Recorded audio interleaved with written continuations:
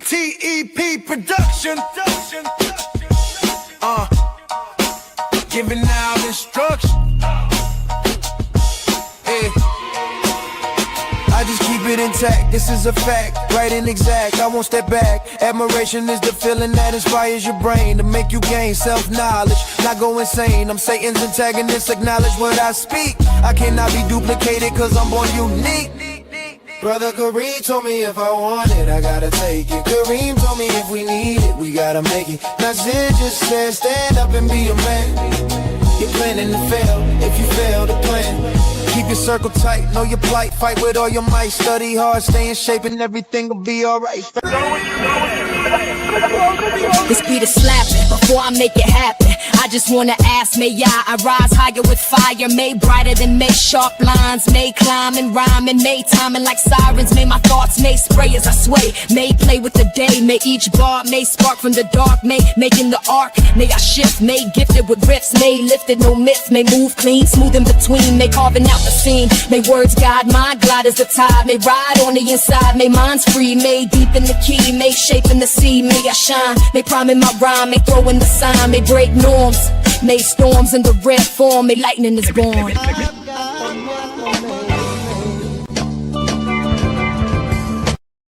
Let's go. Get your copy of Fire. It's definitely a must-read. If you enjoy hood books, this one is it. Just like the title of the book, it's officially Fire. Get it on Amazon, paperback or Kindle.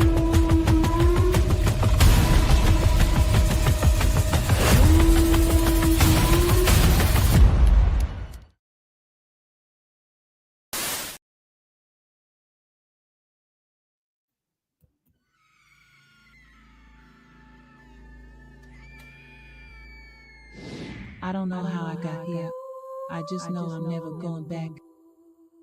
Just when I thought things were already crazy, it gets worse. I'm back. Quan? Sapphire struggles to deal with her husband's alleged betrayal and coming to terms with Quan being alive after thinking he was deceased. Devante tries to keep a level head while dealing with family issues and unexpected disloyalty. Memories of Dre enters Devante's life in a way that he would have never imagined.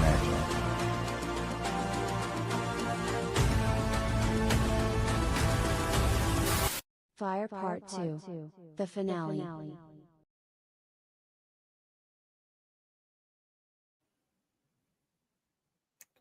Peace. This is the enemy's public. I am Bro.Nasir. I'm back with my brother T. Wriggles. And this evening, we're going to speak about the untrained and the undisciplined. First, I want to say peace to my brother T. Wriggles. How you doing this evening, my brother? Doing superb, brother Nasir. I know you got something hot for us today. I'm excited to be here. We'll talk. Yes, sir. You know, we have strong but misguided, untrained and undisciplined young men who have the warrior spirit. They have the warrior spirit, yet they don't have no training. They don't have no discipline. And it's out of order because when the number one influence on young people is young people, that is out of order. Now, the Honorable Minister Louis Farrakhan, back in 1992, at the Final Call Administration Building, he did a speech called Black Youth, What Must Be Done? And he addressed the systemic challenges facing young Black brothers and called for their guidance, empowerment, and collective organization for community and self-liberation. Now, again, this was delivered at in 1992, September 30th, 1992, at the Final Call Administration Building. And his lecture highlights what he describes as a concerted attack on our youth, especially the young brothers. He framed this as a systemic fear among those in power that our youth, unlike unlike past generations, may rise to challenge historical oppression. And that's what I see right now. That's what I see right now. Peace to my brother Key Norfolk. Salute to you. T Wriggles, if you would, can you send that link to the link if you have it to Key Norfolk while I'm doing this? Yeah, I'll do it right now. Yes, sir. I'll do it right now. Thank you, brother. Unlike past generations, may rise to challenge historical oppression. And I see this happening today. Our youth, to me, our youth today, even though they are called YNs, they are the best generation that we ever produced. Again, but they are untrained and they are undisciplined warriors. Lot of heart, a whole lot of heart, and a whole lot of fortitude. But they don't have any training, they don't have no discipline.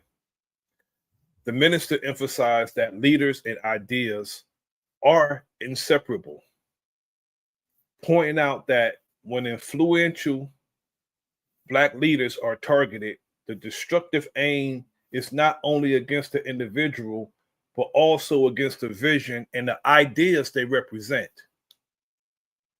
This ongoing societal and systemic pressure breeds fear and places youth in situations of danger, including violent encounters with law enforcement. Now, our youth, if they were disciplined, an encounter with law enforcement would be a breeze. If they were organized, they were disciplined and trained, not trained to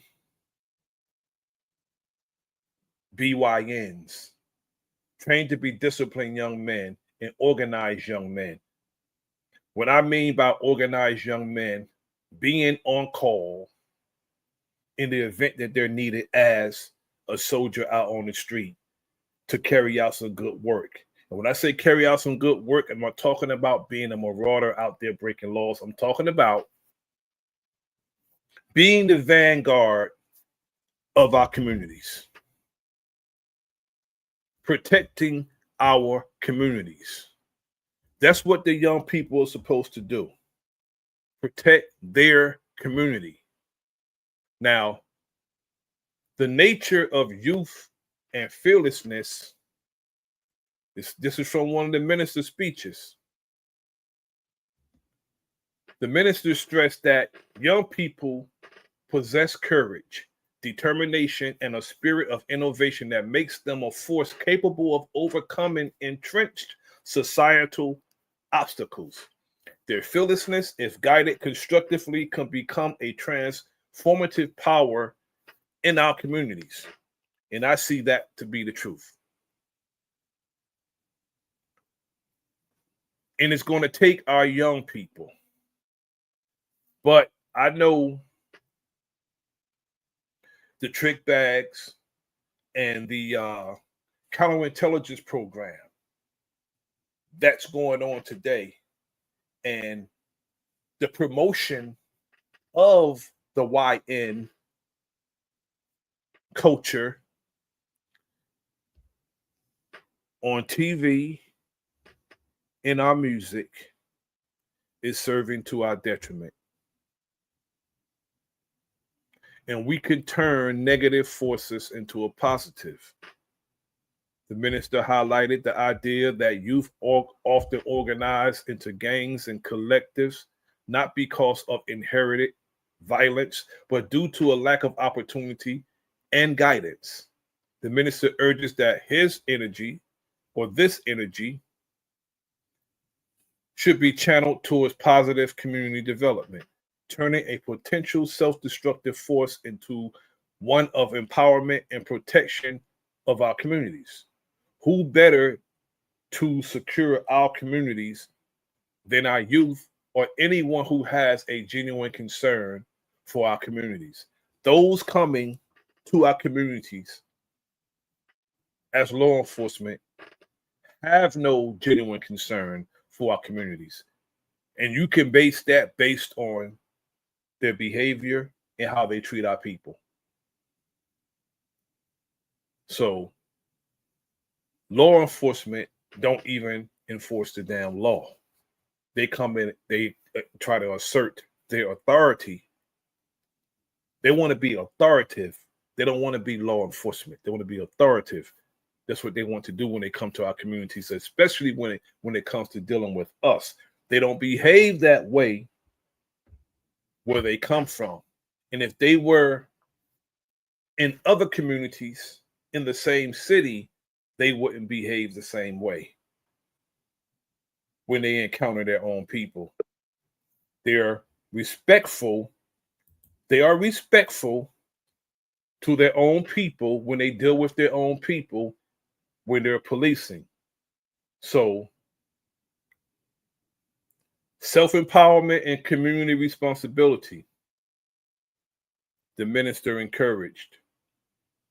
He encouraged our youth to focus on self-reliance, education, and economic development within their own communities rather than seeking validation and assistance from systems dominated by white power structures.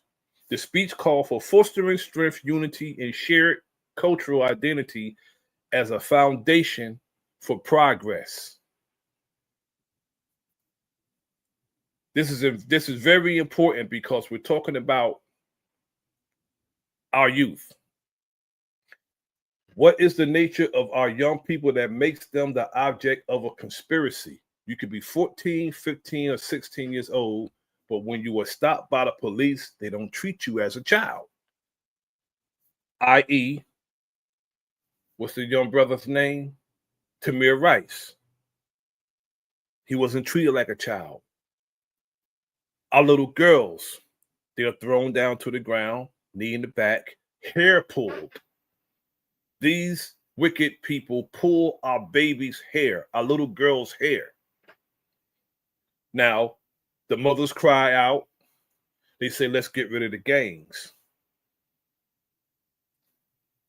We should get rid of the gang culture.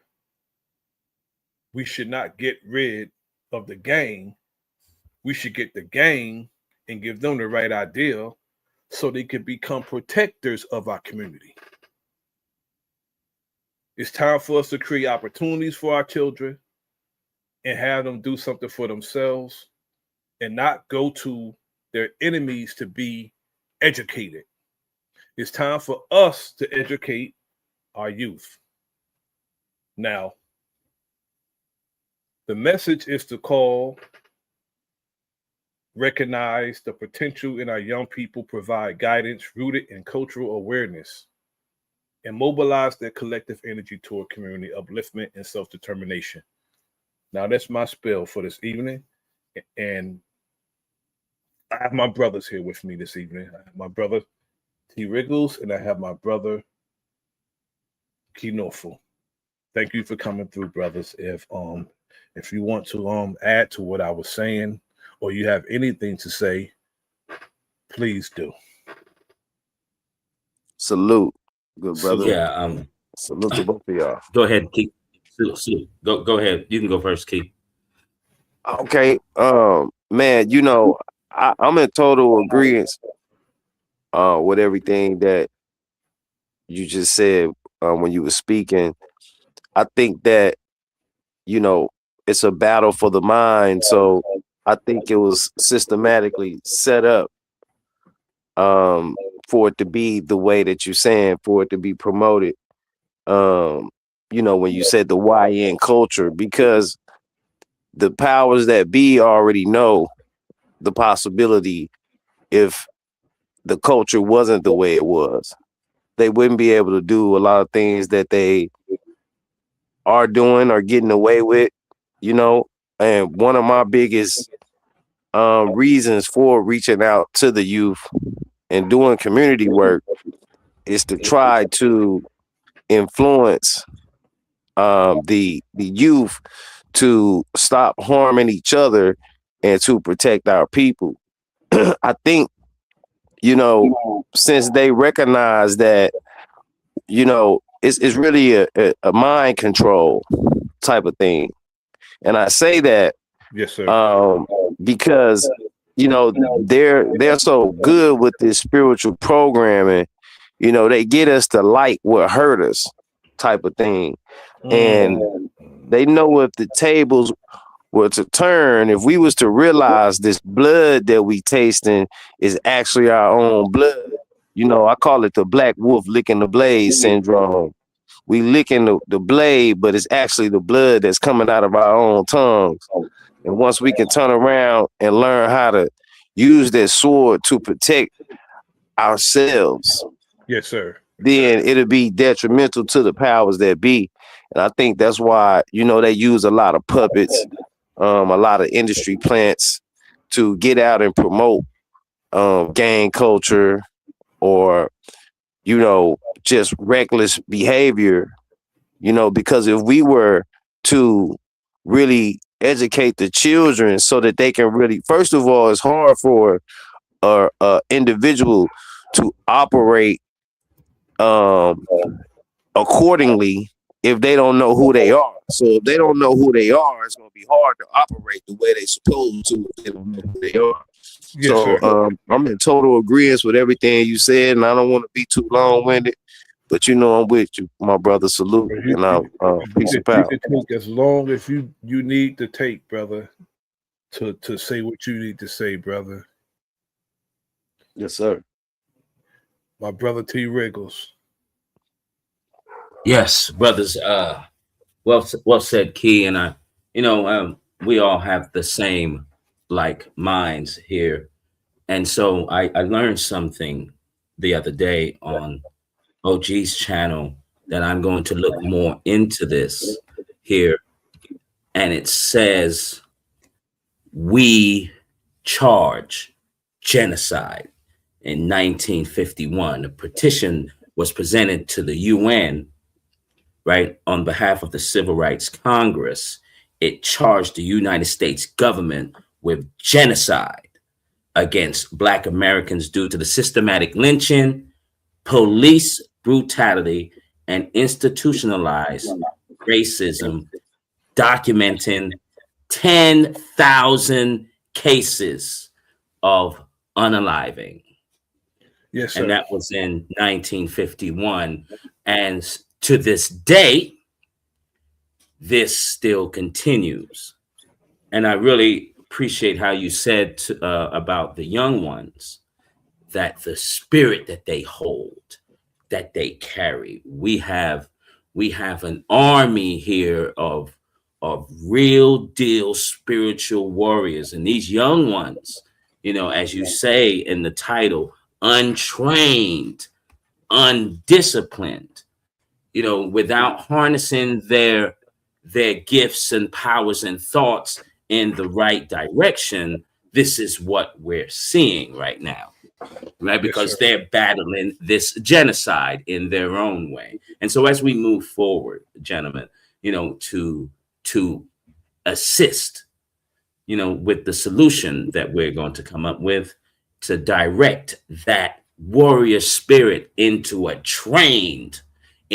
staying disciplined arena or direction, we will do just fine. And that's why, for me, sports, for a team sports, for youngins, can give you that disciplined, that training to stay, on course with things. And I Yes, sir. I like what my brother Key Norfolk said on how they make us love what harm us.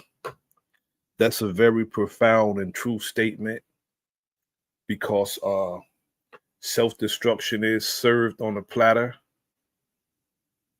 and they make it very attractive, and they are even it's also monetary gain in it. And when you have a program that suggests to our young people that finances is better than the life of his brother, or any type of organization that don't teach camaraderie, that's what I always stress: camaraderie. And we have to teach our young brothers that they are brothers first and be the example of what a camaraderie is. Not saying that we won't quarrel, you know what I'm saying? But before we leave, the misunderstanding is dealt with and we still walk away brothers. It should never be no type of tribalism when it comes to our people. Bloods, Crips, any what those so-called gangs. That's I call them so-called gangs because that's what they were turned into. But those brothers were the vanguards of our community, and under a counterintelligence program, that's what they became what they are today because of the federal government. But we have to show them that we cannot fight continuously on the lies that we were told, and at the same time we can't blame and hold the ones who were played at fault because they're not, because the one who got played is the one who got played. You can't blame the person who got played. You blame the person who played him or her. People who look like us come among us, and they will behave like they're with us in our endeavors, but they serve to our detriment. They go back and they report to the authorities, even if they go back and say, well, these people are legit, they're not doing nothing illegal, they're organizing, they're feeding children, they're giving coats away, school supplies away, all the stuff that Key Norfolk do. But they'll say, well, you need to go back and suggest that they do something illegal. We need that organization, though it's good for the community. We need it to be neutralized, which is what happened most case scenario in our communities. Back in the 90s and early 2000s, the Nation of Islam, they had X-Man Security, different security firms. And we were cleaning up projects all across the United States. Los Angeles, LA, New York, New Jersey, Chicago, Georgia, unarmed. They tried to affiliate it with the minister, found out that the security firms had nothing to do with the minister, but they still took the contracts from the brother. Still took them. Because they didn't want to give any affiliates of the Nation of Islam government money. This says to me, in my sentiment, I don't know if you brothers would agree, they hate the minister more than they want to see our communities safer. I would think if the brothers are doing a good job, you let them keep doing a good job if the safety of the people is your main objective. But I don't think our communities is of importance to those who say they serve and protect.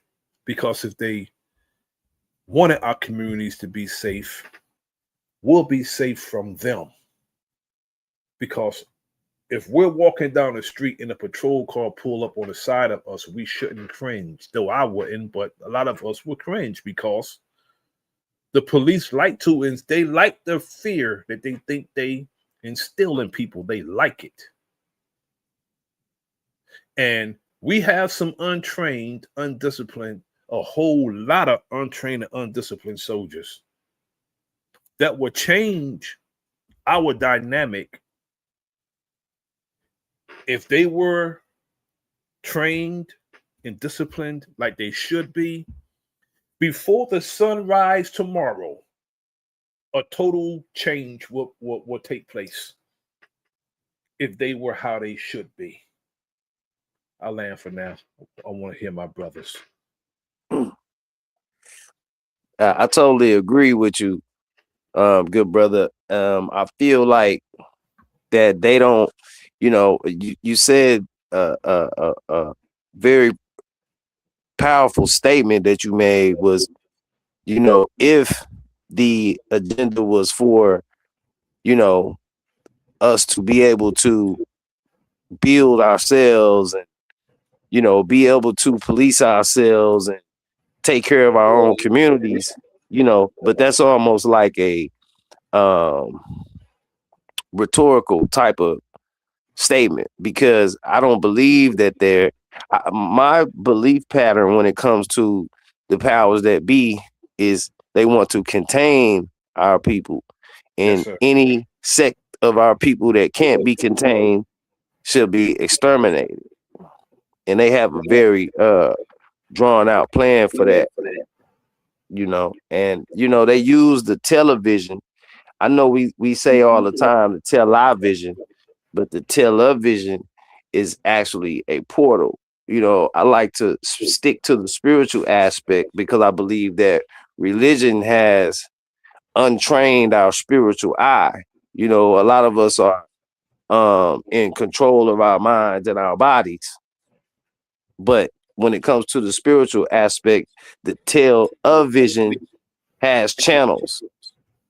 yes, And sir. the channel will use the program from the channel to program the mind. So it's actually telling the vision of the oppressor, and they're great at their sorcery when they are programming our youth spiritually. They got memes now, and these memes are none less than programs. Once we repeat these things so much, it becomes our reality. You see what I'm saying? They put things in front of these children, and the eyes don't actually see what's outside. The eyes see what's outside, but then we're sucking in what's outside. We're looking at a perception. So once we get a perception, then we bring that perception inside of our mind. So it doesn't matter if it's true or false or the right thing or the wrong thing. It's what's politically correct to perceive. And should I say? You understand what I'm saying? So Sir. I feel like if we can go from that aspect, I think that will do a very tremendous job of getting us on the right track. But it's definitely going to be a work in progress. It's definitely going to have to be a filtering system, because there are a lot of our people who are in love with the culture. We're moving in survival mode on an individual basis rather than the survival mode as a unit. And I land there. Totally agree. Totally agree. T. Absolutely correct. With the programs running around here, and what we're going to need as a whole, we're going to need a brand new renaissance, a brand new way of thinking, a brand new way of being. And as I like to say, as we move forward, right, because sometimes I'm looking at the conditions and situations here that in order for things to change, I guess things got to get much worse for everyone to realize, right, in their minds that, okay, this is not working, especially when we speak about democracy. When we speak about democracy in that government sense all around the world, there are government systems that are aimed for the wealthy, not the average person. Yes, sir. And this thing we call democracy has been plaguing the whole world, especially with it, when we speak about us and we speak about the brothers in Africa. Nothing has changed. And so we're going to need a whole new renaissance movement where, to change the mindset, change the way of being. And the way that this is going to happen, brothers, is that I stand on this. We are the leaders of the new school. And so in order to lead, we want to lead by example instead of talking so much, like to actually show brothers and then have the facilities to be able to train the young ones, train their minds, train their bodies. So as that format will lay out for everyone, right? It's almost like having like a rites of passage in a way. Now, so when brothers go through the little system here and be trained up, now you can officially say, like, I'm grown, I'm a man now, because you went through the training and the discipline process. So I see that in our future. Things are going to get a little bit worse than they are, but eventually it will turn around and someone will emerge that someone will gather up the brothers, put their monetary values, their monetary on the table, and then we'll be able to build a solid foundation on that. And I like. Yes, sir, brother. I'm in total agreement with that, because we have to, in order for us to move them away from what they're doing, they must have a alternative to what they're doing. And once we make them see that the alternative is better than what they're doing and it could sustain them, suffice them better than they're doing now, and at the same time increase their rank and file. See, these young brothers think they're organized now. They think they're organized, but they're not organized. They're doing things because we have to watch what we say, because some of our brothers are walking around here, or they on these social media platforms calling themselves wild Indians. I know Indians who are warriors, but they're not wild. When you hear them doing those chants, all the yelling and stuff, those are war cries and rebel yells. They're not just wild. So you're going to co-sign what they show us on TV, portraying us as savages, and then they got themselves portraying us. Not actual Indians that look like us. They got themselves portraying us, and they yelling and screaming, portraying us as savages, and they gonna co-sign that by saying I'm a wild Indian. Indians I know are some of the most laid back, mild-mannered brothers and sisters that I know. But when the time comes, they know when to handle that business in the way they handle that business. So it's all about us showing, being the examples that we want to set for the young people. We can't we can't be in the public behaving like a damn fool and call them YNs. You are a ON if that's the damn case. Which is where YNs came from. Came from ONs. And the culture that they're in now, they see it as something cool, trendy. And it wasn't started by them. I find it, we can't blame the youth. We can't, I just don't got it in me to blame them. Not as much as I blame myself. They're only part of blame, but a very small part, because they're youth. Because we're supposed to be the council. They're supposed to be the warriors. If we're the council and they're the warriors and they fighting each other, our council is dead damn wrong, brother. We're not telling them what's right if they're fighting and killing each other or killing anybody who hasn't done anything for them. But most important, each other.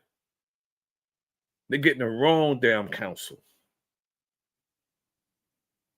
If you got a cat my age telling a young brother that we need to go across town and do something to anybody, you're counseling the brothers wrong.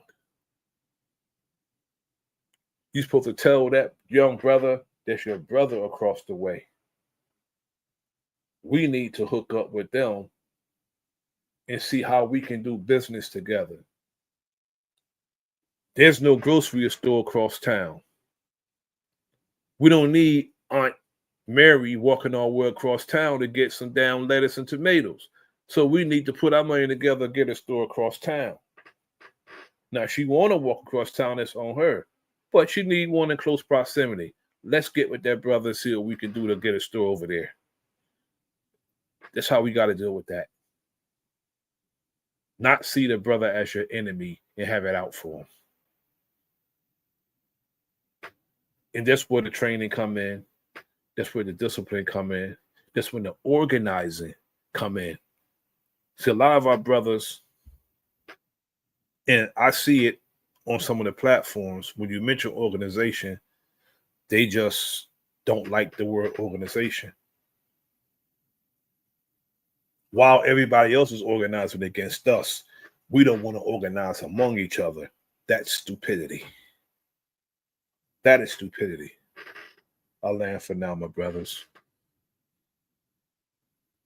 Yeah, that's a fact. And when T. Riggle said we need to,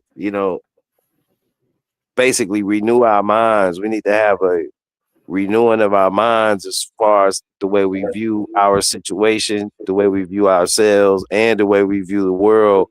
And we also need to have a softening of the heart when it comes to one another, yes, sir. to be able to deal with each other better, so that we can be able to formulate these plans and these ideas and these strategies that's going to uplift us and that's going to edify us as a people so that we can have something to stand on. Right now, that survival mode I was talking about comes out of total dependency upon the powers that be, I'm going to call them, and, we just don't have any trust in ourselves because the GOV is basically DAD to our single mothers, to our children, and our men, the head of our civilization, which it should be a civilization. Our heads are being cut off at the tail. So the men that we do have in the forefront are looked at as soft or clowns or not hip to what's going on. And there has to be a total reevaluation to take place. We the most important thing is parenting. Yes, sir. There shouldn't have to be organizations reaching out to the youth and all that. We should only be reaching out to the heads of these households to see what's needed in these neighborhoods, like you said. But we have to step in and try to get the children to stop from doing what they doing before we can even come together as adults in these communities and put together plans and stuff, because there's so much chaos going on that the ground is shaky. So it's kind of hard for us to set a solid foundation. You know what I mean? Real talk. Real talk.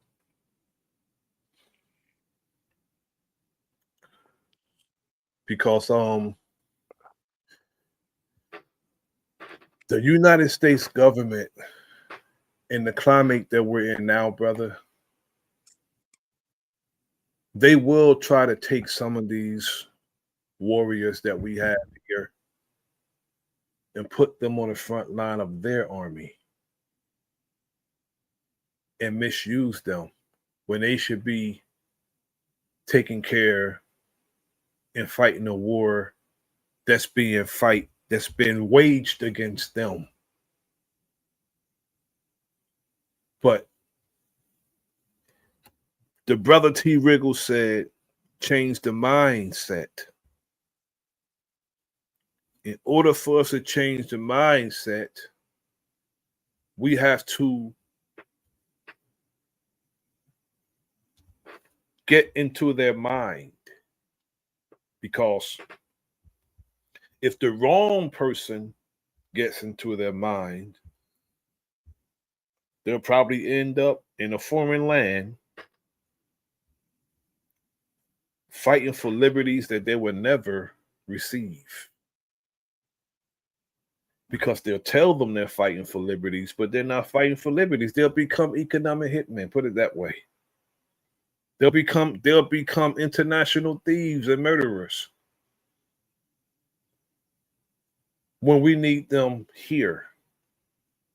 We got to change the mindset. And I like what you said when you said soften our hearts when it comes to each other, because that's what we got to do. We have to see each other as brothers and sisters and not be so critical and hard on each other. Have some understanding. We do it with others. We got to have compassion. Whatever we do, when it comes to dealing, that's when proper handling of people come in. And that's a very important lesson that I often study, because it makes my approach the way it is when it comes to dealing with our people. We can't come to them mean-spirited, too assertive. And assertive is one thing, but imposing is another. There's nothing wrong with being assertive, but you can't be imposing. And then when you're talking to any of your brothers, whether they're your age or younger,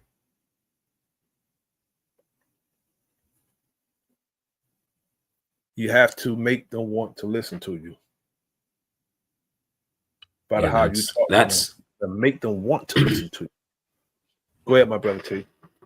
That's absolutely right, Brother Nasir. And what I did right now, I looked up some numbers here, and this is very alarming, what I'm about to say.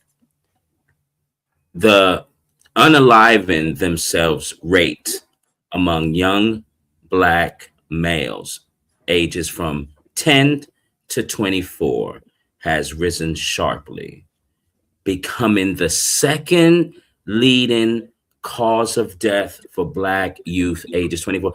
Rates of the Black male teens 10 to 19 increased y'all, by 60% over the last 2 decades. And it continues on saying that the males, it's more likely for the young male to off themselves than the females. And this number here, this number here, where someone was asked this question towards them, like, what would you tell some of these young that are offing themselves off?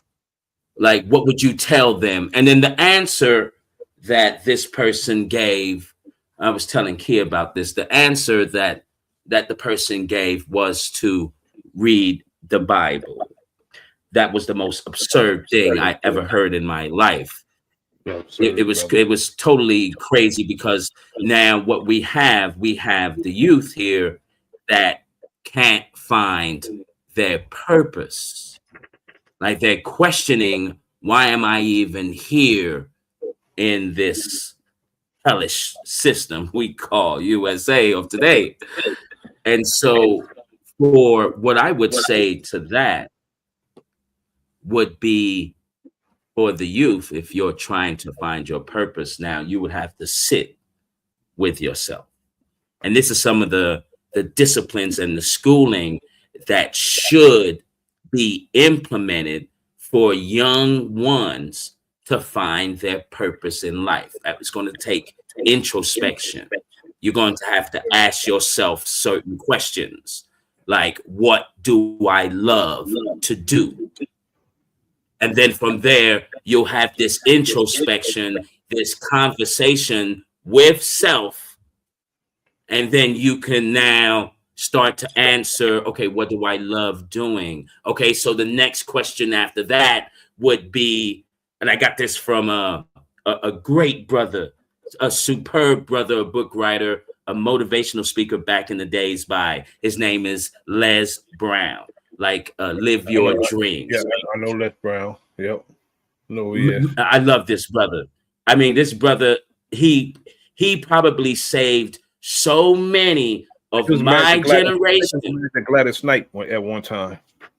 Oh, really? Yes, sir. Man, powerful brother. And he teaches it, and in his book, because he kind of helped me in a major way, on this introspection, like asking yourself these questions. And this is how I came to answer, and then what was that? After I figured out what I love doing, okay, this next step was, all right, do you want to be indoors or outdoors? Do you know what I'm saying? So these questions for the youth to actually go through and to find their purpose here, right? Because everyone's got a purpose. Like, you do something that is it comes so easy to you. You can do this with your eyes closed, but it's difficult for others. And that would be another kind of a hint or a sign of what a person's purpose is. And I land right there, John. I land right there. Brother, you made a quite a few key points when it comes to interacting with our young people. And the question that you asked was a very pertinent question. And a lot of times when it comes to interacting with our young people, sometimes it's just better to give them your ear, let them vent and say what the hell they want to say, brother. Sometimes they just want to say it to somebody.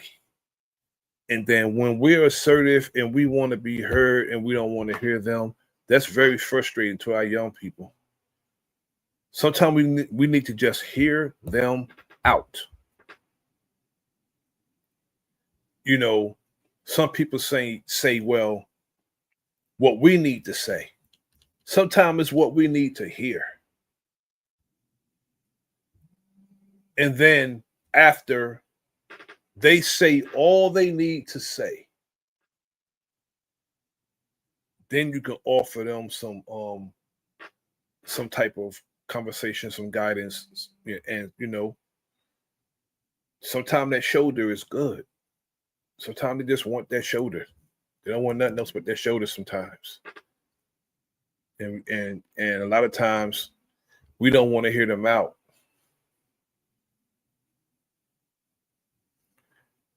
And a lot of times when they feel better once they air out what they need to air out. And if it's bottled inside, that's what caused them to explode. And then they feel like nobody care, and that's when that mentality come in that they don't want to be here. Can you imagine somebody that young, bro? Somebody that young that do that? Yeah. I mean, Yeah. bro, I've heard 9 to 10 years old doing that, bro. I'm like, what would it's heartbreaking and you're wondering what would make somebody that young barely began life not want to be here. Yeah. Yeah. And to hear, Heartbreaking, bro. it's heartbreaking, and have it now the second lead causing of death here.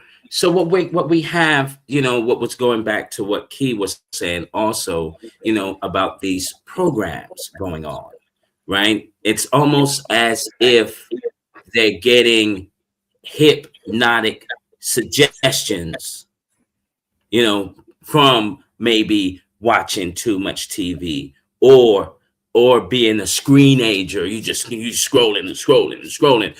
All of these the hypnotic suggestions that are coming from this black screen or black mirror, as some people stated. It's a whole new ball game for the youth.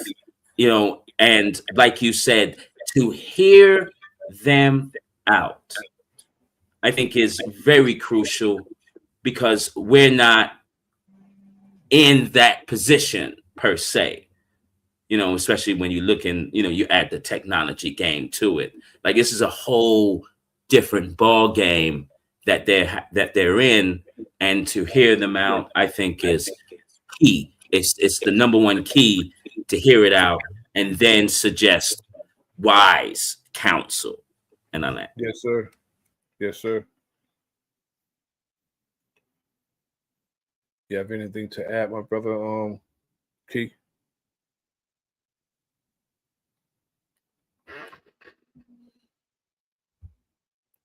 Because if we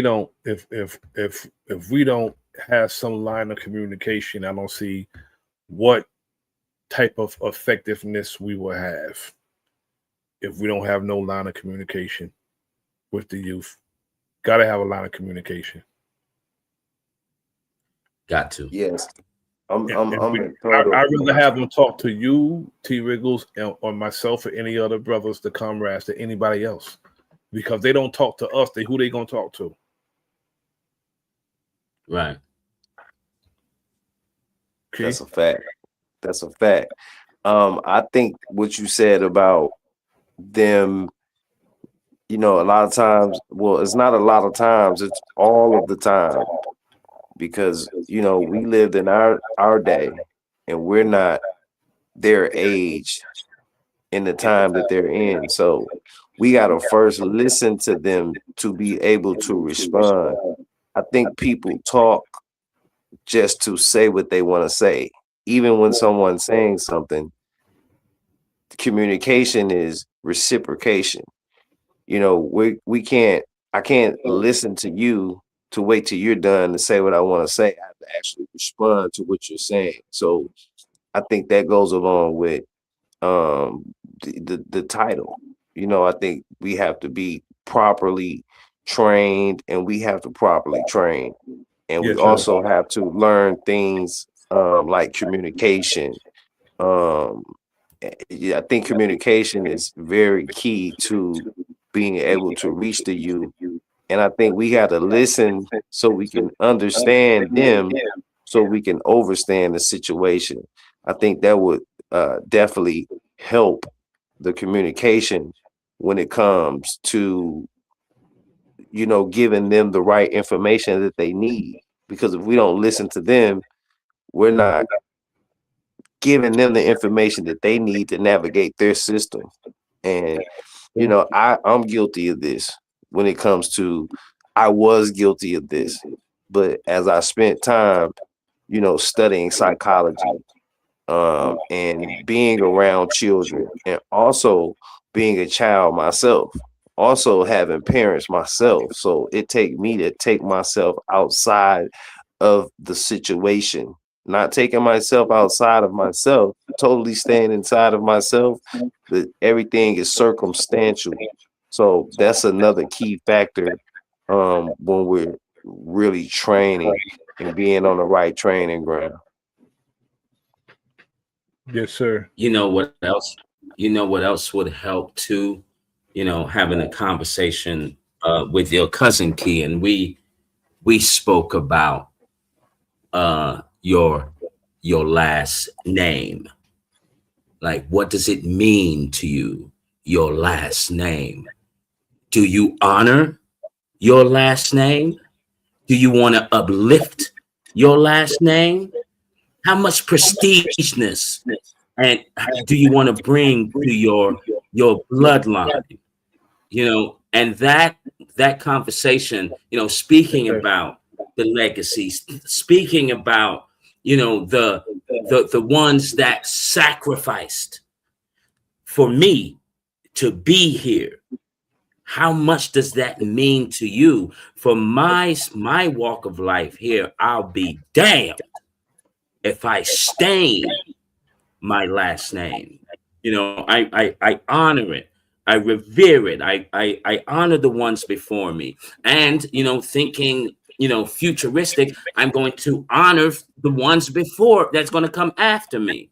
So I'm going to make sure that this last name, Francis, that I hold, I'm going to put it in high regards, and I will not taint my last name, or not stain my last name at all.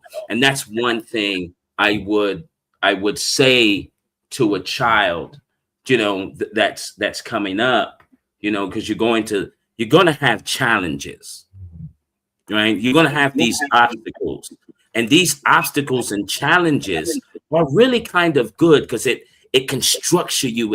It brings more character, how mentally tough you are, And so with these challenges that I would say to youth, endure it, learn from it, but keep your last name in high regards. And I land. That's legacy, brother. And you must respect your legacy because that's who you are and that's where you came from. So you don't want to tarnish or disrespect that. That would be disrespecting your elders. That would be disrespecting your ancestors.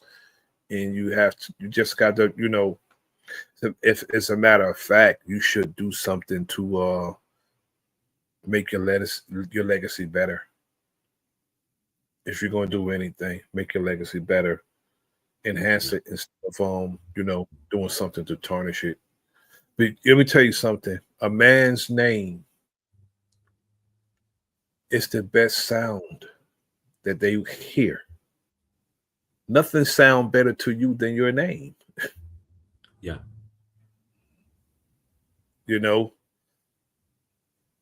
That's why I want to understand when people call themselves certain stuff, what I'm saying? Because somebody call it, you know what I mean? Because your name is supposed to be the best sound to you. Yeah. And that's who you are. Yeah. And we have to represent ourselves in the most prestigious and the most, the best way we can. And when you do that, you're how you behave is how you respect the ones who brought you here. Yeah. It's how you pay homage. So when we're acting a damn fool, that's how you pay homage to the one who brought you here. Because I know for certain nobody raised their child to be a fool. Right. Nobody raised their child. Nobody say, you know what? I brought him here to be a YN. Nobody brought their child in the damn world to be a YN, to be out here acting a damn fool. Facts. Nobody. And our Facts. mothers, our mothers, you know, the mothers out here, some of our young brothers give them hell.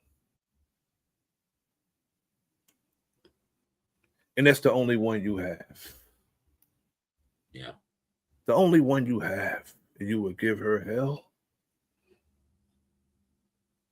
Yeah. That's one thing I never understood. I never understood that either, Brother Nasir. You know, and you know, life has a really good way of working things out.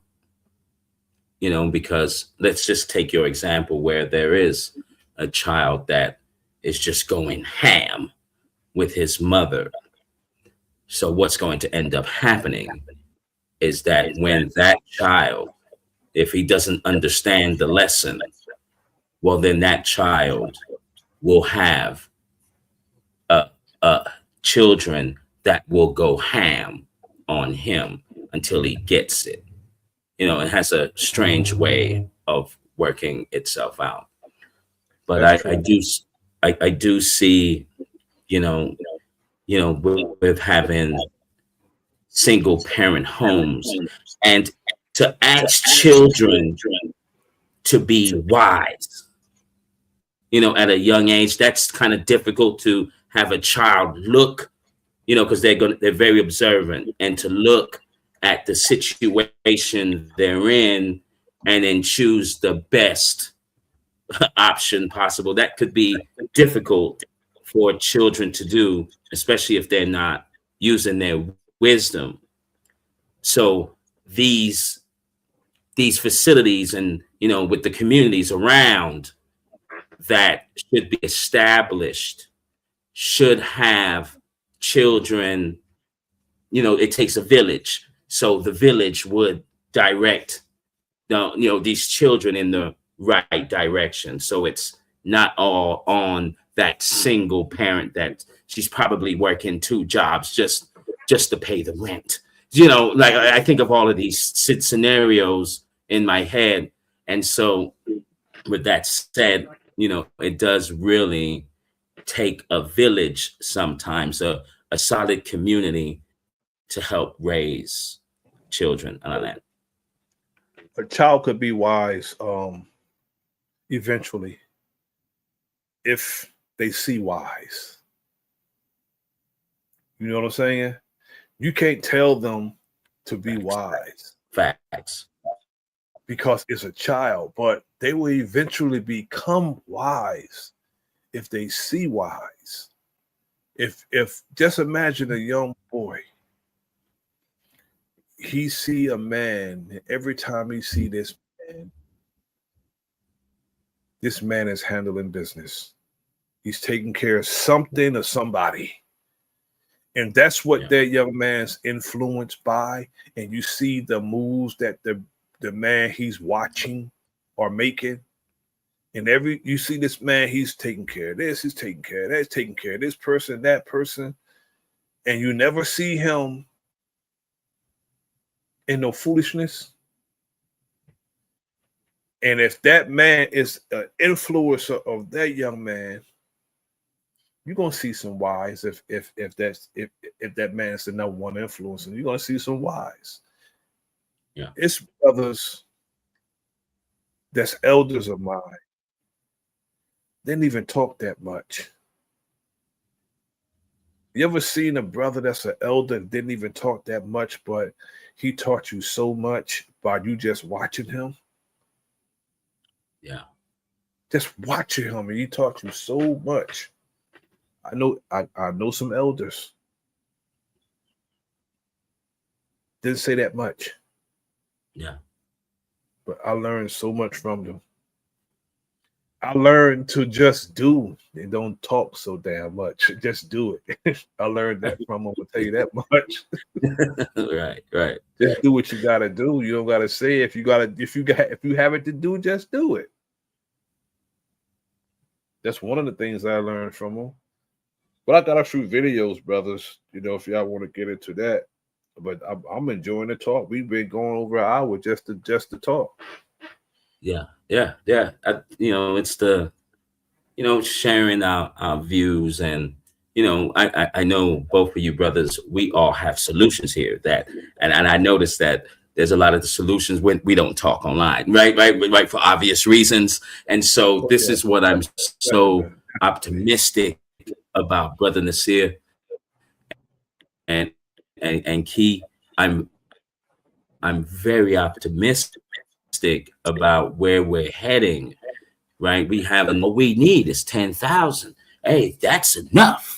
And that, look, when you said that number, even though, it'll probably be more than that, but just 10,000 alone, right? That are building together, that are all, as you said, stepping all the same time with the left foot, and then we're going to step again with the right. Like that line right there, Brother Nasir. Yes, sir. That was powerful. Okay, this is where we need to be at, right? Where we're stepping on one accord. We might not all agree on things, and that's perfectly fine. But I can guarantee you one thing: we're all gonna step with this left foot, though. I mean, goal is important, brother. Goal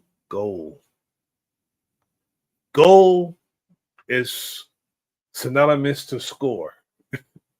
Goal is synonymous to winning. If you make enough goals, you become the winner.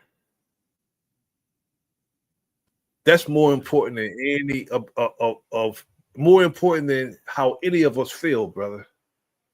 Yeah. It's a song that was out when I was a child.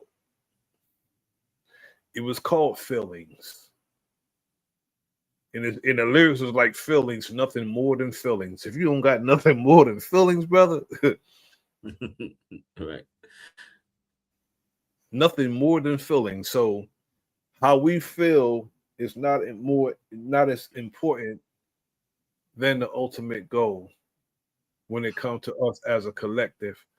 So whatever the goal is, we step towards it and we cross it together. That's what we have to do. And that's a key word. And that's what we have to I'm sorry, brother. teach. My bad. That's what we have to teach the young brothers too. That unification, that rank and file. Have to teach them that rank and file. Because we don't want them seeing each other as enemies of each other. We don't want them seeing each other like that. And in order for them to see that, it has to be examples of it. Yeah.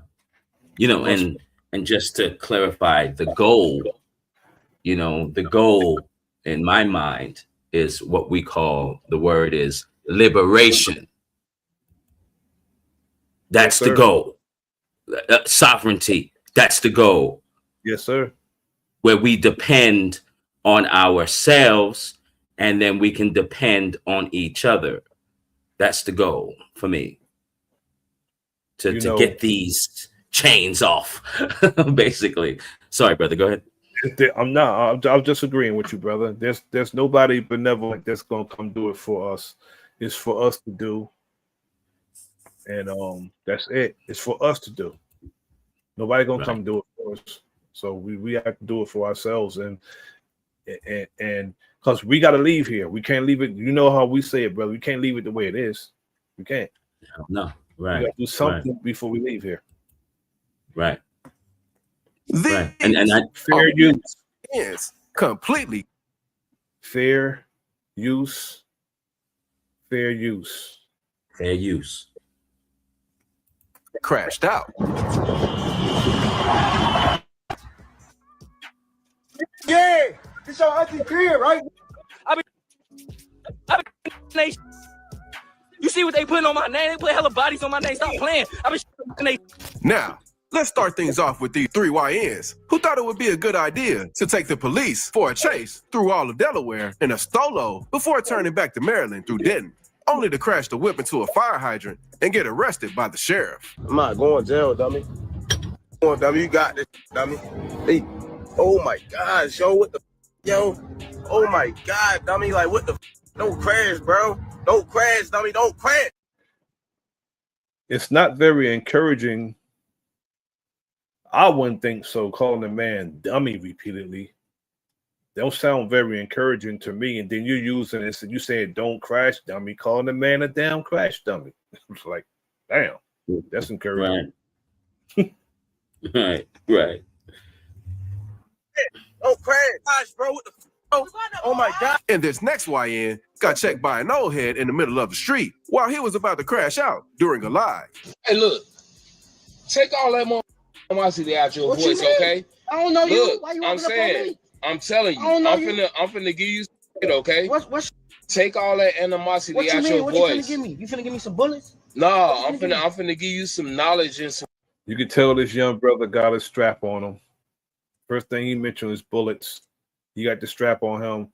That's why he chest out with the elder brother. He's chest out with him because any excuse to an unhinged, untrained, undisciplined brother, anything would set him off. Yeah. And that's where we at now. And they have to be trained. They have to be poised and disciplined, brother. Yeah. I don't want no loudness. Yes, the f you do. Bro, y'all see this? Y'all, you know who I am? Bro, please walk off. I ain't bothering you. Don't bother me, bro. I'm at the bus. This dude been here 14 years, and he asking the man who probably been here 50 years, you don't know who I am? Right. You don't know who I am. I'm looking. This is amazing, brother. Stop. Why the all right, bro, go to the bus stop. Now, I don't know what led Unc to getting involved in this whole situation, but the YN could have at least showed some respect instead of bragging about how he was about to bag him just for trying to help. Stop raising your voice. Bro. What you Stop raising your voice. Please leave me alone. Look, you was just hollering at that. Bro, I'm hollering at them, bro. Man, shut the f up. Okay? Bro, don't walk up on me, bro. Okay? Because you don't have them hands. Okay, look. I don't have them hands. I don't got them hands. Look. I don't got them hands. I don't need them hands. Watch this. I don't need them. You think I need them hands? Bro, get the f on, bro. I ain't nothing to play with. I'm not saying that like that. Come here. I'm finna pop your. Bro. I'm finna pop your. I take you back. I'm gonna pop your. And I'm gonna pop this goof, bro. I ain't trying to catch nobody on live because I'm really like that. But the opposite happened when this old head almost got smoked by Leroy for being way too annoying. Because while Gucci Mane's artist was getting a haircut, this dude started glazing him since he wanted to get into a circle. I'm done.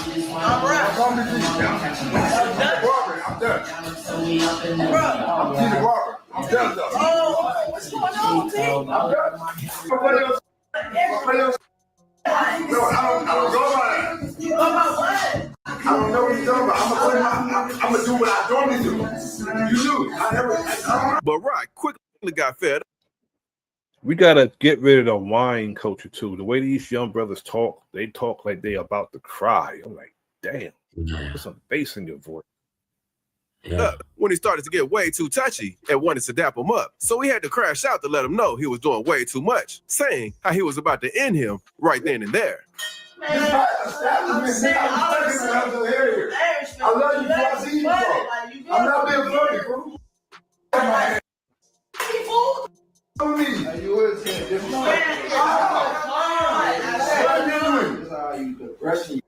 I do. I don't tell me again. I never seen you. Leave me alone. Leave me alone. Who does your man? Leave me alone, Red. I'm telling you, chill out. What the?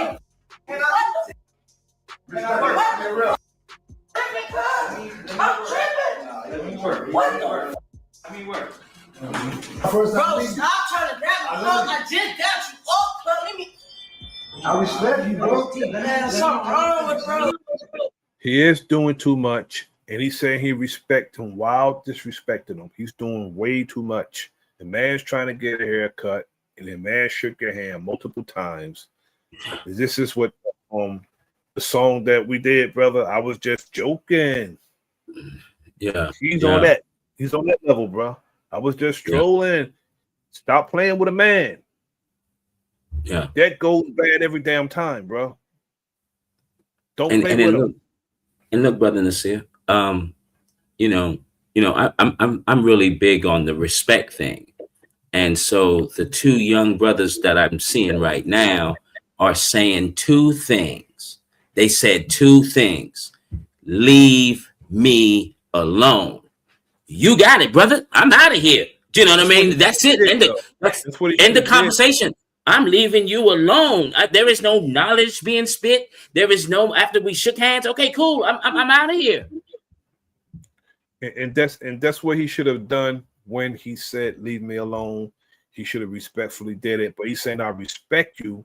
Do you know how disrespectful and frustrating it is when somebody telling you they respect you while they disrespecting you? It's like saying respectfully and then insult somebody. People always do that, respectfully, and then they insult you afterwards. Yeah. With all due respect, and then insult you. Right. I do that. So I do that too, brother. What's that? I do that too sometimes. And since you brought that to my attention, you know what I mean? It's just like, so I watch, what I'm about to say or how I'm about to say it. You know, that was a good thing that you pointed out. Yes, sir. So I don't come for real.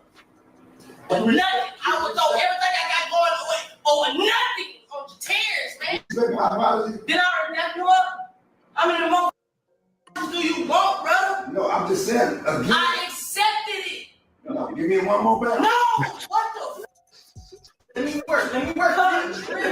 And these YNs decided to show up to the community basketball court while packing some crazy heat.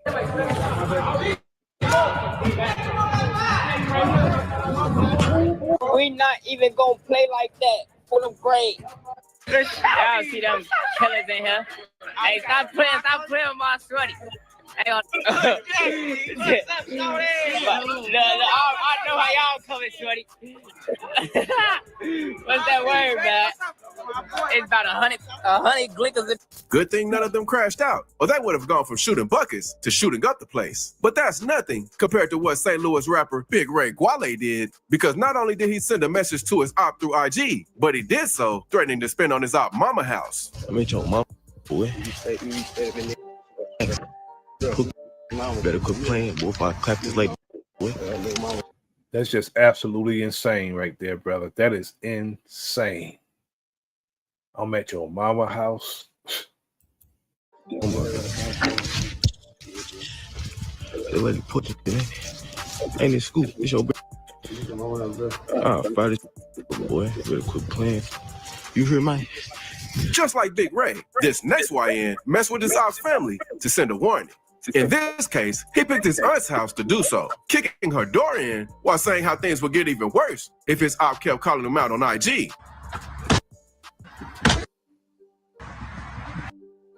Yeah, this your auntie crib, right? We in this. Stop playing with me, trolling on the gram. We pull up auntie crib, right?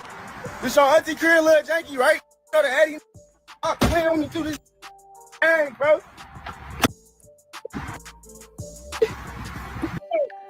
Yeah. But this YN from Atlanta has got one of the craziest crash outs ever. Because while he was outside Miller Grove High School, he decided to send a message to his op on IG, going on demon time in the middle of the day. I'm gonna fuck that. I'm on gun smoke back, Antonio. Yes, you and your black pot. And y'all lot, bro. Bro. My mama, I'm gonna do none of that. Bro, and whoever stepping with him, on ain't gang of that. On gang, you demon in my eye, little bro. And I'm right in front of Middle Grove right now. Pop your ass. It gun smoke all type of bro. On flame, but I'm all the way up. Now, let's move on from just talking crazy to actually going off on the knock. He's literally talking crazy because I can't understand a damn thing that he's saying without the captions. Right. I think you need to Right. slow the hell down a little something if you're going to crash out. Crash out slower because I can't understand the damn thing you said, bro. Yeah. Yeah. And you know, brother, the the the acknowledgement of saying I'm on demon time. Right. Yeah, That that's that crazy. is absolutely wild to me because you know I never want to be called, even how mischievous I was, in my younger days. I would never want to be labeled or called myself demon time. It's like you're acknowledging, okay, I'm gonna do the most evilest thing in history right now, and I'm gonna say I'm on demon time. I'm a demon, like yo. Wow, Yes, that's sir. heavy. It's You know, heavy. some people call their sons, they son get into mischief, they'll say, "You little devil." I'm gonna say it. White men will call their sons a little devil. You little devil, you. So if he's a little devil, who he come from? Where he come from? If he's Oh a my little God. devil, if he's a little devil, you're a big one. Yeah. That's all they're saying. Yeah. Nah, which is exactly what this Virginia rapper did in broad daylight. While T Wood was doing the live with one of his friends, they saw one of their ops passing by, and that's when both sides began letting off before dropping his phone and ending the live. Get out the way, Marky. Gang, gang, man. You know, gay ass. Gay shit. Hey, yo, who's that, bro? Who that? Who that? Who that?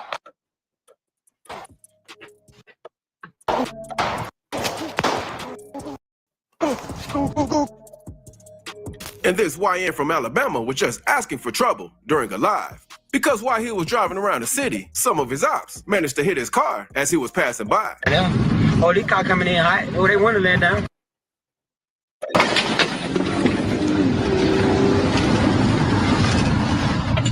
Beans are just. Yeah, they crazy. Yeah. Beans are just. Beans just. I look my window, but I hold my car. Beans are just. Yeah. Instead of getting to safety, he kept calling them to meet him at the gas station he was going to, since he wanted them to see if they would stand on business and finish the job. Open the park at sales. Open the park at sales. Y'all going racing. Y'all want. You got one. When he got there, a random car pulled up next to him to help since he was hurt. But it didn't take long for his ops to spin through after his camera went black. Them gonna take me out. Tell them boy right here. Hey man, go. Get over there. Get over there. Get over there. Hey, move my leg. Come here. Hey, move my leg. Come here. I'm dead. No, you ain't. And this Chicago YN wanted all the smoke because he decided to hop on a Facebook Live while him and his homies were trying to break into an ATM, all while bragging about it to everyone watching. Didn't this dude see barbershop, man? You can't break into them damn things. Hey, you know what I'm seeing, Brother Nasir? I'm because I couldn't. I'm trying to place myself if I had cell phones when I'm younger. I had enough sense for me. I'm not about to record anything. I'm not putting anything on to the cameras because that was one of the things we would look for. Does the place have cameras? Right? If it has cameras, it's off limits. No, we don't want to do that. That's So self-incrimination, now, brother. You indicting yourself with the cameras. That's self-incrimination. But brother T, look at the screen and look how many people watching this live, bro. how many? I can't. How much does it say? 4.3K is watching him do this. Look, Brother Nasir. What I'm witnessing right now is a child that needs attention. This is what I'm getting from this. Somewhere the brothers we just watched on the screen, somewhere there was no attention for them in their younger days. So I guess now they fiend like the need to be seen, to be acknowledged. This is what I'm getting from all of this. That's true. And I mean, especially if you will put a camera, turn the camera on and do all this. Oh, yeah. Yeah. Definitely, bro. Definitely.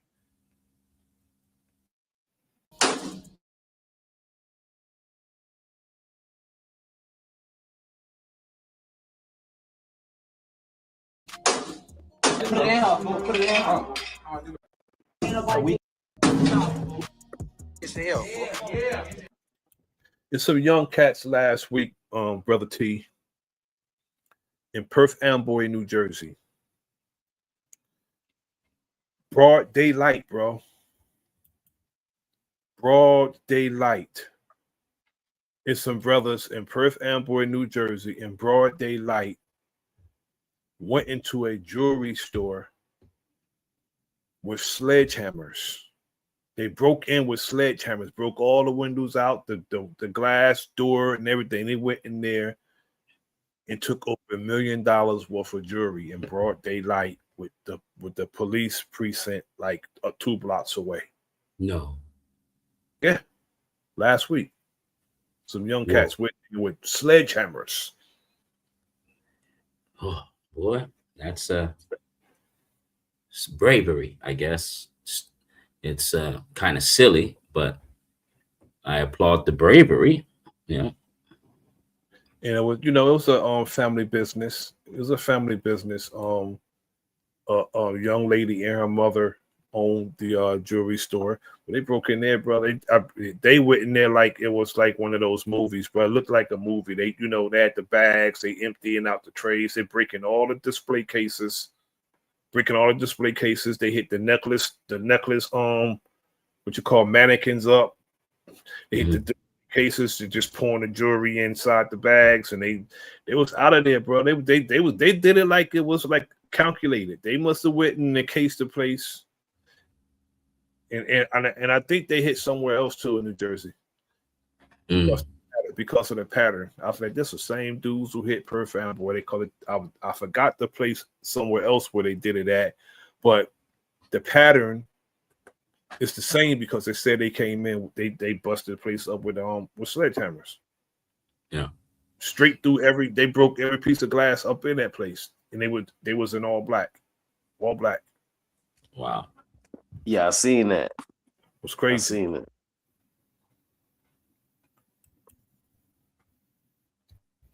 Yeah, it's been a few. Let me stop. Go ahead, my brother. Oh yeah, I was just gonna say it's been a few of those robberies with that same type style, and they were trying to blame that on like a social media influencer. I'm trying to think of her name right now. Her name was Meatball.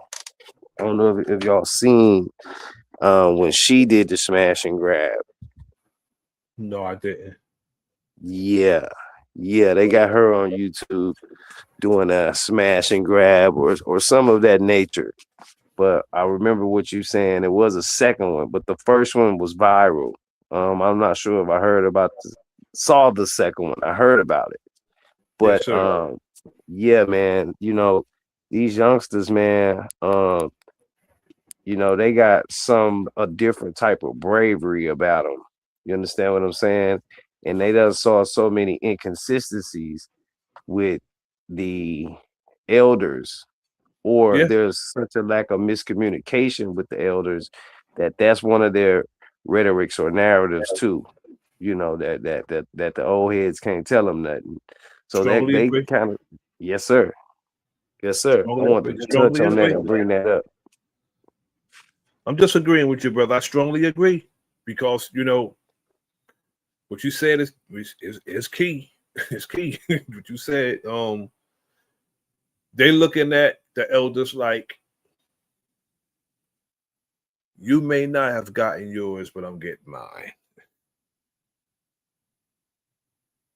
Facts. And Yeah. Yeah. you're not securing the future for me, so I'm going to do it my way. Yeah.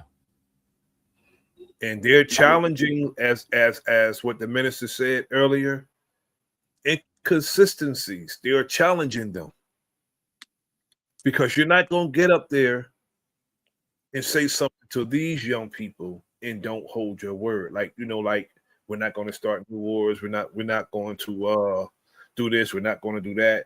If you get up there as a politician and these young people vote for you, they're going to hold you to that. Yes, they are, man. You can't pull nothing over their eyes. You can't do that to them. And excuse me for, my little absence. I had to speak with my son. I'm from one of those places. I grew up in one of those type of atmospheres. So for me to be able to produce the 4 children that I produced and be in their lives, and, I didn't have a child that, followed my footsteps. Well, Yes. at the time I was a child. When I was a child, some of the things that I was into as a child, I was able to be a parent. It's hard when you don't have parents or when you wasn't a good child to be able to be a good parent. You understand what I'm saying? So it's just like a not so good student trying to be a Yes, great sir. teacher. A bad Yes. student trying to be a great teacher type of thing. It's crazy with that. You know what I'm saying? Yes, sir. Because I know people who are crazy as hell and out there despite having good parents. Parents did everything they could and gave them everything they wanted. They was just that damn ungrateful, brother, and disrespectful towards their parents. I know I know people like some people like that too. I do. And you know what? What's crazy that we having this conversation? People don't set standards on what's right or how things should be. People set standards on what they think things should be and what they like.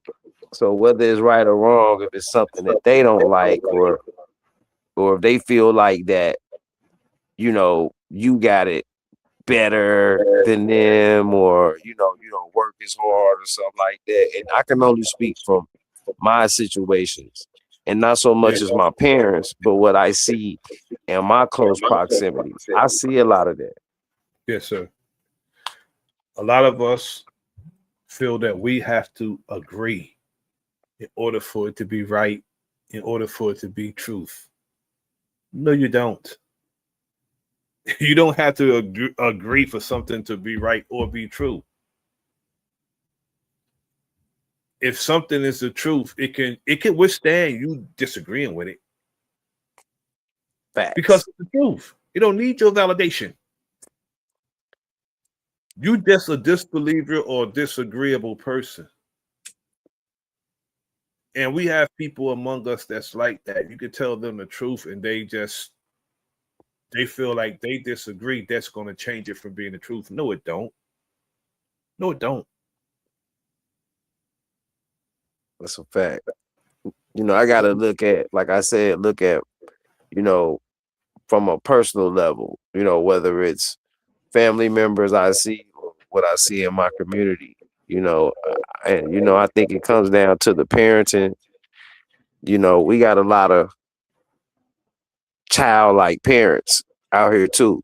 You know what I'm saying? So we got to be able to graduate from being children and be able to parent our children. That should be the most important thing. My most important thing is not even myself.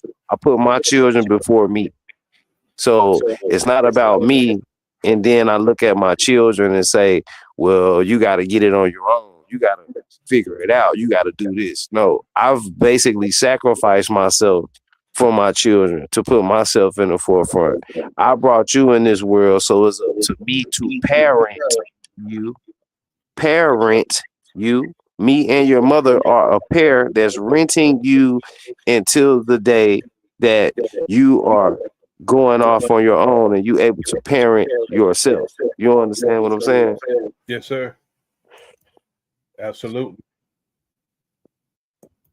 That's another huge issue. I saw a mother and a daughter fighting in the airport. There's a viral video of a mother and a daughter fighting in the airport. You know, we have issues between fathers and sons. We got issues between siblings. You know, siblings cause rift between parents and the other child, you know, when they fighting for position. So these are all the things that I'm breaking down now that go along with us softening our hearts amongst each other.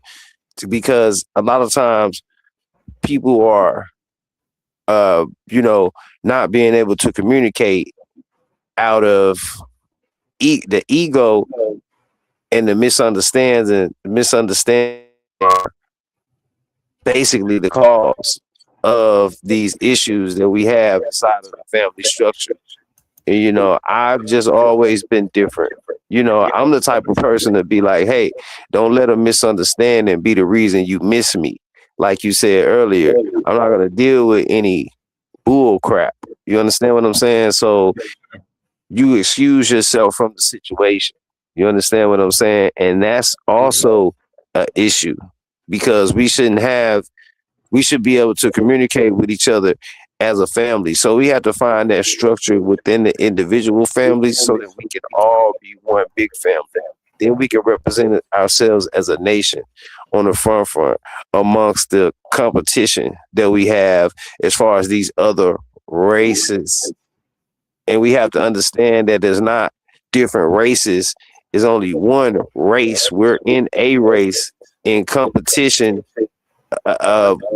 with these other nations. We're not competing with them to beat them with anything. We're competing with them to keep them from controlling us, just like they're doing right now, if that makes sense. Absolutely. Absolutely. And prior to their arrival, it wasn't like that. You know what I'm saying? Prior to their arrival, you know, we lived in peace. And we wasn't about that. We weren't even thinking about that. We never thought about competing with our own brothers and sisters. Whatever we can do for them, we did. You know, when you peace to my brother Brown's Flat Power, God, let me shout out the chat real quick. Salute, peace to my brother Brown Flat Power, God, Garrison, Rail Lamar. See you in there too, brother Key. Milestone Thoughts.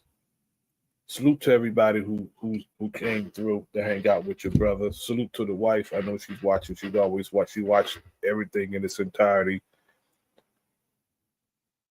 Strong salute to her. But brother, everything you said that's pertinent information, brother.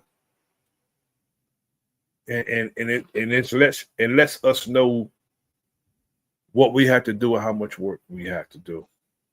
We just gotta get to work, brother. Because it's our youth, it's our future, and we have to secure it. And how we can secure it is to again, these untrained, undisciplined young brothers out here. We don't step to them. We embrace them. That's a difference. You don't step to them, you embrace them. And we show them what a camaraderie is. Just gotta show them, that's all. So they think that's what they have. They think that's what they have when, you know, them walking around together, packing and everything. And then it's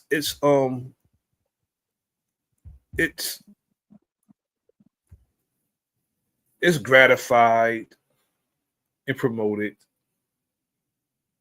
They think it's cool. We gotta change what cool is, brother. Facts. And what you just said was one of the reasons that me and my brother Tony Torre, shout out to the brother Tony, you know, he would always say, man, keep look at you. You know, the kids see us, you know, they see us with jewelry on and, you know, gold teeth. They like, how you got that? You got that out the street? Like, no, we got this and able to do the things we doing because we're being legit, because we doing this type of work. You understand what I'm saying? We got to make raising chickens cool. We got to make mentoring the youth cool. We got to make supporting our communities cool. You know, that's why I like the brother's name, Wealth is Gangster. You understand what I'm saying? Building generational wealth is gangster. You know, being in camaraderie amongst our brothers and sisters, that's gangster.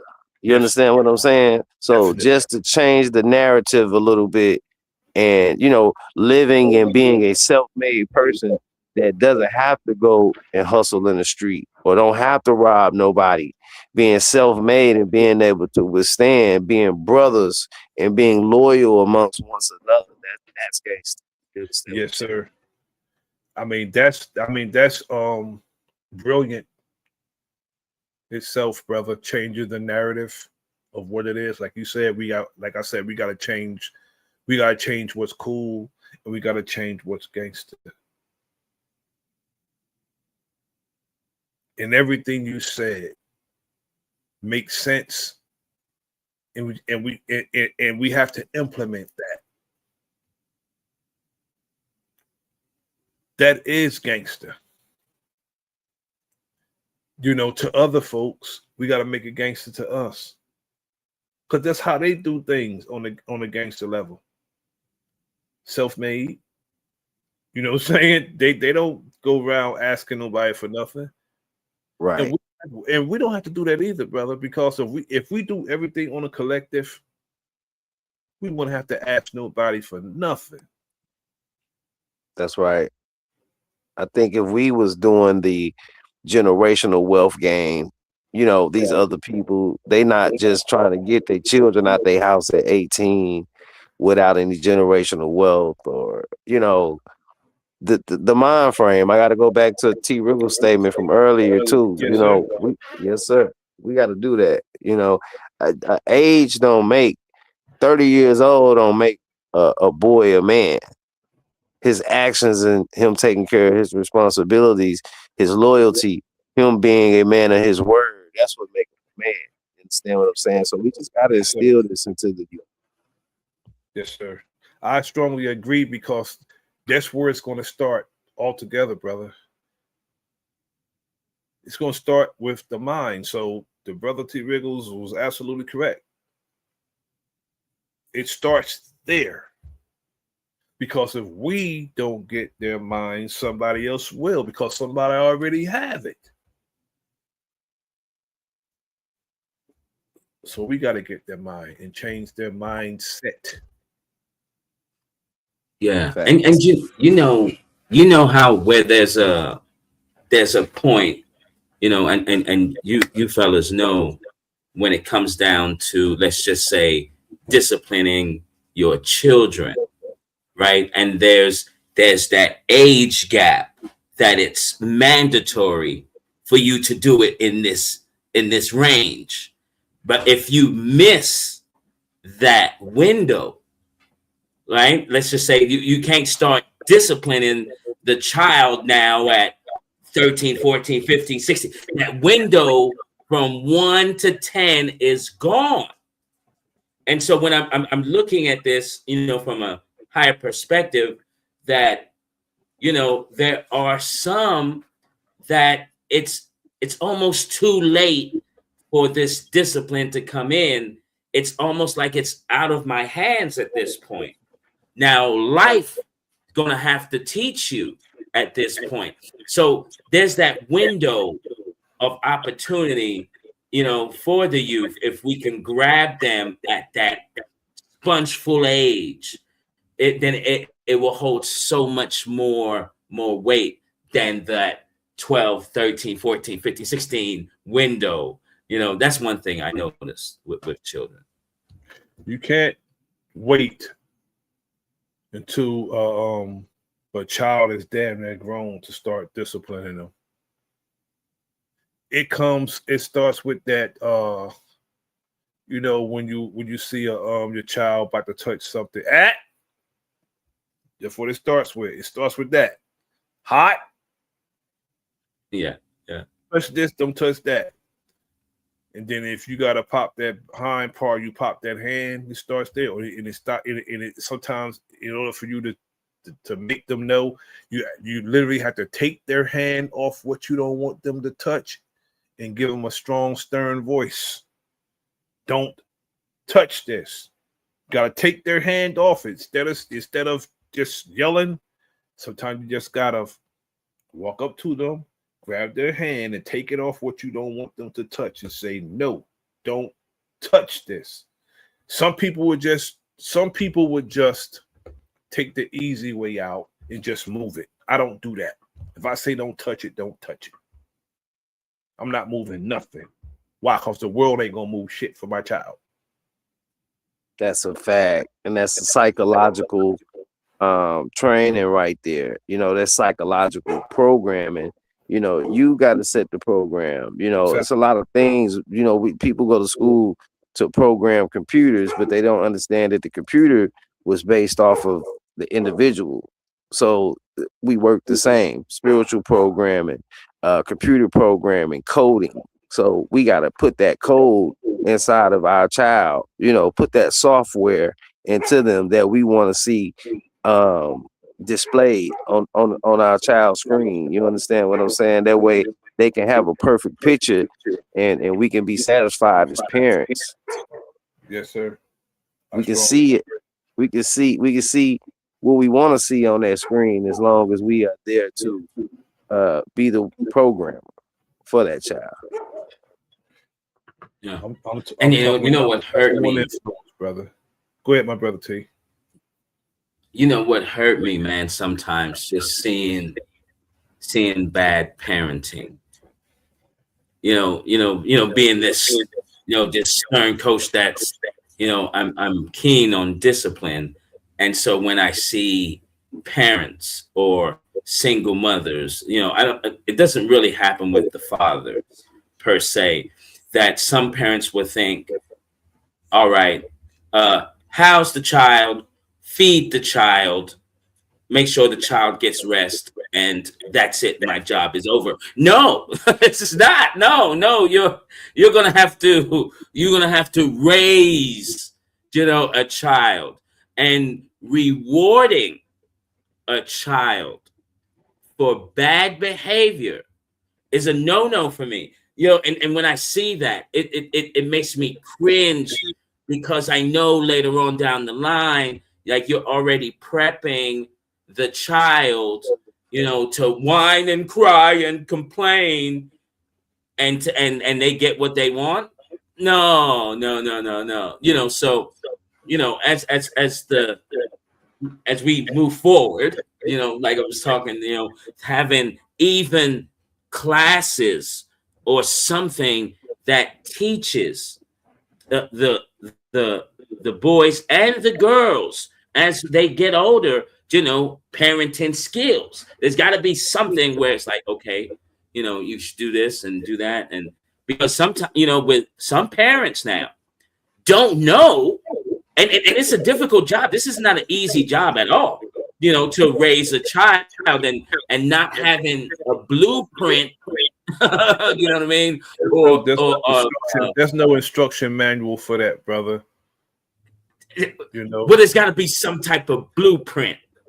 But there's no manual for it. But the manual is passed on down from, if you got parents that raise you, and you pass that down. But if you don't discipline a child and you reward bad behavior, you are producing a self-entitled person who will never hold themselves accountable.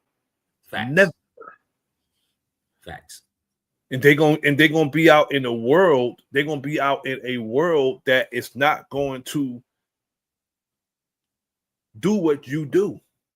They're not going to be like, well, I'm not going to hold them accountable. They're going into a world that's going to hold their ass accountable. Put it that way. You may not do it, but the world going to hold them accountable. Salute to the sister, none of your business. Thanks for tapping in, sis. The world going to hold them accountable, and you may think you're doing something for them, but you're really doing something to them by what you think you're doing for them. So I believe in discipline. Yeah. Yeah. I don't believe in just jumping on a child because I believe in warnings, warning, warning, warning, warning. So when I gotta get those hind parts, I'm gonna be justified. I'm gonna do it expeditiously. Yeah. If I gotta do it. And now No, and totally. 9 times out of 10, if you gotta do it, they know you will do it. So they're gonna be in compliance with what you tell them because they know you will do it. But if you never did it, they're not gonna believe you'll do it. I don't care how much you yell. But if you got hind parts real good, and they remember it, give them something to remember, they know you'll do it. Yeah. So they don't try you. Yeah, because you said a great thing there, and this is why it's so important about the child development, and the establishment, the government, the ones that is running, know this, to make sure that the disruption happens between the ages of 0 and 10, right? And you said a great thing where you just made a sound like, hey, in a deep tone. Like right when you said that, that reminded me of my father and my brothers. When my older brother was alive, we would talk about that.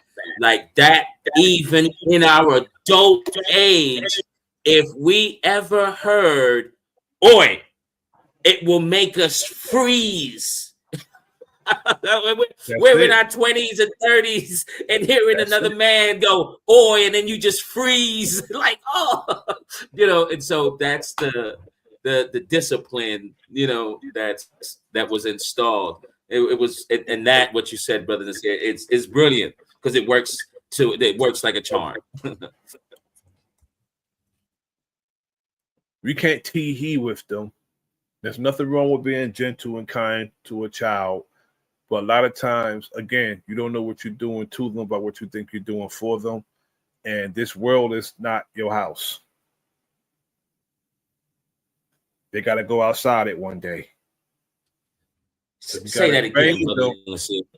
This world is not your house. You got to train them to prepare them to leave outside where it's not as gentle and kind as you are. So we can't send them out into a world thinking they won't be held accountable for their actions. Right. And it's a fight for our children's minds. So we got to be the number one influence. So we just can't have them. We just can't have this enemy influencing them in no kind of way, because look what's out here on the outside of any of our homes, brother. Yeah. That's a fact. Why in culture is promoted, brother? Why in culture is promoted? Oh yeah. Do you think if I took, I forgot who it was. The brother said he can kill as many brothers as he want on his album. He can call his women out their name all he want on his album. But you cannot talk about dealing with your consistent enemy. You talk about doing harm to anybody else besides your brother. No, we can't put that song out. You can't put that out. Oh yeah. That's a fact. We can only put out you calling your woman out her name. We could put out you killing your brother on every song. You can make a song called Kill the YNs. And the next song will be Kill the YNs Part 2, Part 3. 26 songs that they won't give a damn about that. That could be the title track of your album. Kill all YNs, and they'll release it. Yeah, they definitely will release it.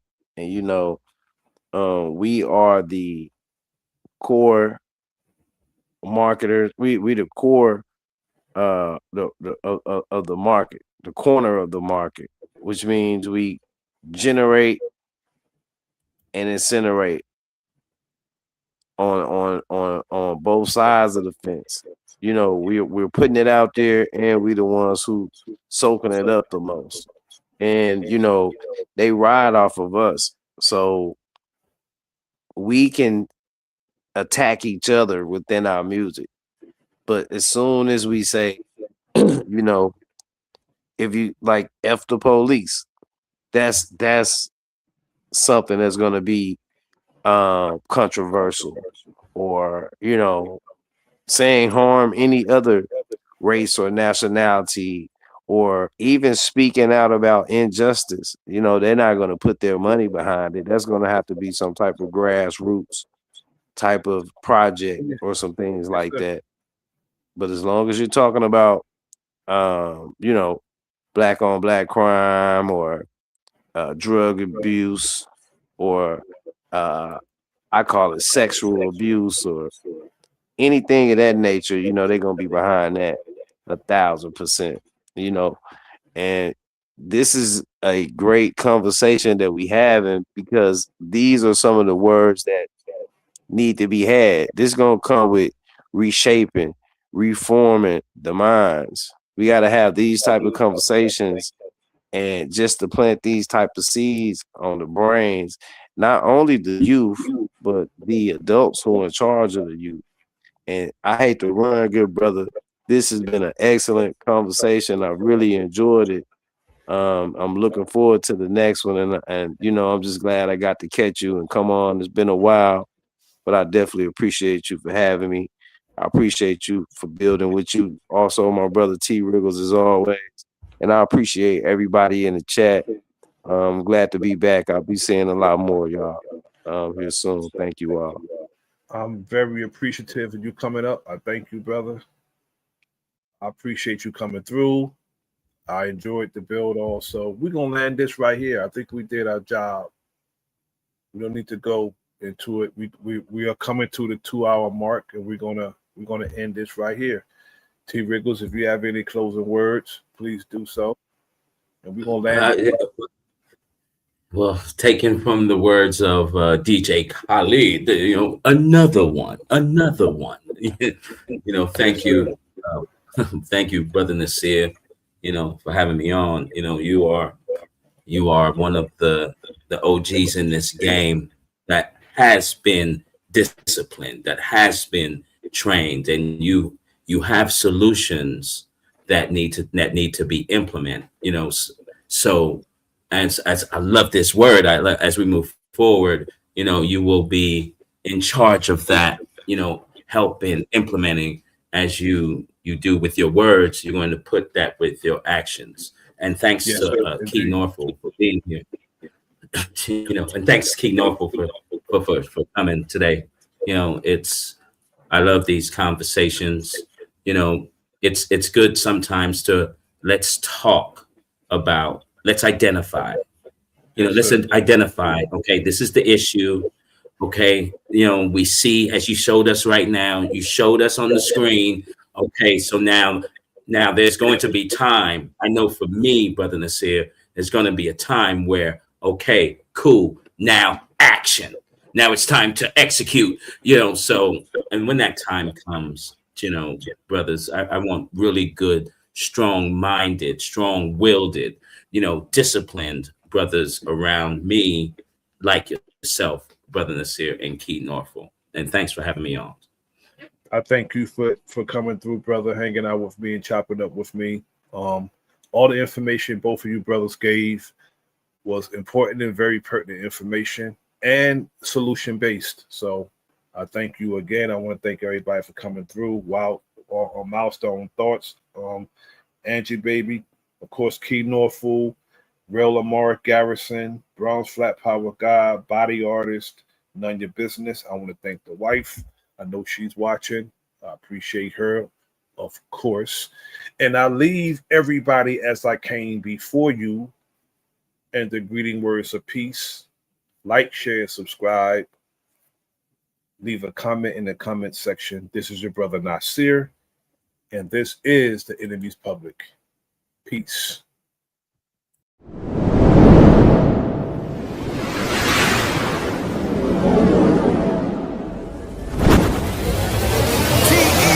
Production.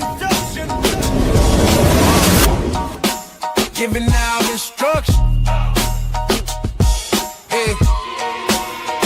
I just keep it intact, this is a fact, right and exact, I won't step back. Admiration is the feeling that inspires your brain to make you gain self-knowledge, not go insane.